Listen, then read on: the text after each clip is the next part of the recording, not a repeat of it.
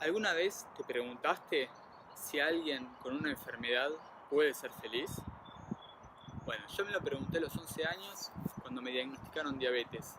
Cuando el médico en la clínica donde estaba vino, como digo siempre, con cara de bulldog y me dice: Matías, sos diabético de por vida, tenés que usar insulina porque si no te van a pasar tales y cuales problemas. En aquel momento, a los 11 años, lo primero que me pregunté fue: mamá, ¿qué es ser diabético? ¿De por vida voy a hacer eso? ¿Dejo de ser Matías? Si no hago eso, ¿voy a verdaderamente tener problemas en los riñones, en los pies, en los ojos?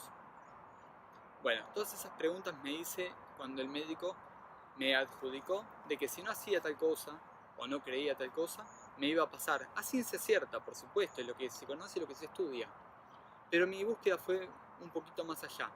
Fue entender desde dónde vino esa enfermedad, desde dónde nació esa enfermedad, desde dónde tenía que yo ser merecedor de padecer esa enfermedad. Así fue que empecé a buscar, junto con la compañía de mi madre, algunos remedios naturales, hierbas como stevia, como yacón, que me ayudaban justamente a regular los niveles de glucosa en sangre, a estar mejor, a estar más nivelado, a tener un mejor día a día con la enfermedad.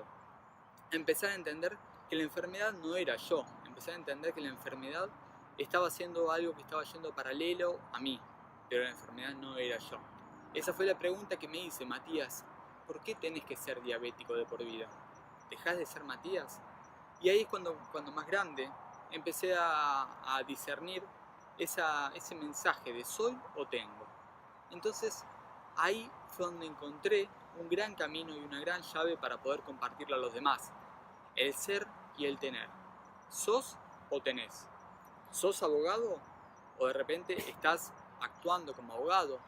¿Sos contador o de repente estás en el rol de contador en ese momento? Porque si sos algo de por vida, o si te adjudicás o te etiquetás con eso para siempre, sin lugar a duda, siempre vas a estar llevando eso contigo mismo. Lo mismo pasa en una enfermedad. Si vos de repente sos diabético, vos siempre vas a llevar esa enfermedad o ese nombre o esa etiqueta contigo de por vida. Si vos de repente sos celíaco, siempre vas a hacerlo. Entonces la llave de hoy es que empieces a preguntarte qué sos y qué tenés. ¿Sos la casa que tenés? No, la casa que tenés la estás teniendo, pero no sabés si el día de mañana se incendia o pasa algo y no la tenés más. Entonces, vos sos lo que sos la persona, sos lo inmutable hasta cierto punto, porque en cierta forma nosotros como grupo también dejamos de ser. Pero vos ahora estás siendo Matías, yo, Matías, vos, quien seas. Entonces, vos estás siendo tu cuerpo, tu persona, tu ser. Entonces, pregúntate qué sos y qué tenés.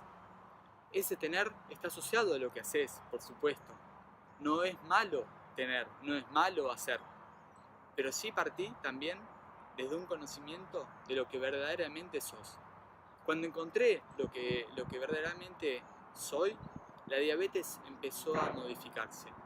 La diabetes, acompañado de la alimentación, que ahí vemos que es un hacer, no es un ser, es un hacer que empezó a modificar también y a hacerme conocer por lo que soy, la alimentación que empecé a adoptar, el estilo de vida, el yoga, la meditación, los diferentes hábitos, relaciones sanas, empezó a ayudarme más a conocerme por lo que soy y no por lo que tengo.